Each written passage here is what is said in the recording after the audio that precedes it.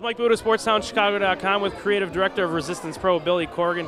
Billy, I know you have the tour coming up next week. You had the release of your new album in June. How are you able to balance everything that you do with Resistance Pro? Well, for me, Resistance Pro is a labor of love. We work as a family. Everyone's pitching together as a team to try to make this promotion go up to the next level, and it's great fun. It's great to see some of these young talents advancing, getting better, learning different styles, the R-Pro style. So I don't know, I take a lot of joy in it. It's really just a labor of love. Now you're coming up on your 1 year anniversary. Do you think the company right now is where you wanted it to be 1 year ago? You know, I think it's a mixed answer. I think on the positive, I think we figured out our vision, and our vision is really clear, and we're getting stronger in our vision with every show. I think that you know, we probably assumed that we'd get a little bit more support from people who are casual fans just because they're fans of me. And when at the end of the day you learn is wrestling fans are wrestling fans and rock and roll fans are rock and roll fans. Now there's some, of course, some are both, like me, but we've had to make fans as a wrestling company. My celebrity doesn't necessarily mean that people are going to come.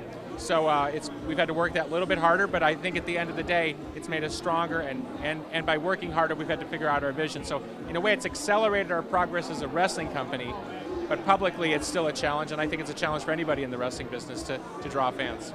Well, how do you think you guys are recognized within like a typical wrestling fan?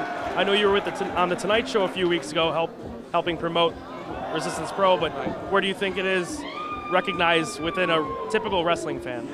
Well, I think the wrestling community is seeing that R-Pro has a little bit of a different vision. It's very fan-friendly, and I think the product that we have, which isn't always easy to understand at the indie level, I think is going to adapt very well to a mainstream audience. If we can cross that bridge into the mainstream, I think we have a very good fan-friendly product for a mainstream. And I think a lot of indie companies, they work a style that's very cool for a smaller room.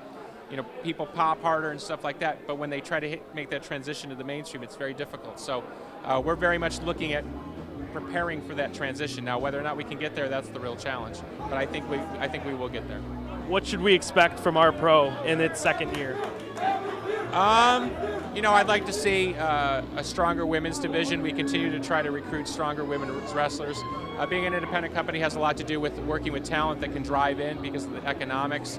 And of course local talent, so we want to open our own wrestling school. I think if we could open our own wrestling school and then also work with some other independent promotions around America to do some talent exchanges, I think that would go a long way. So if we can take that next step, I think that would really help our talent and help our pro in the future.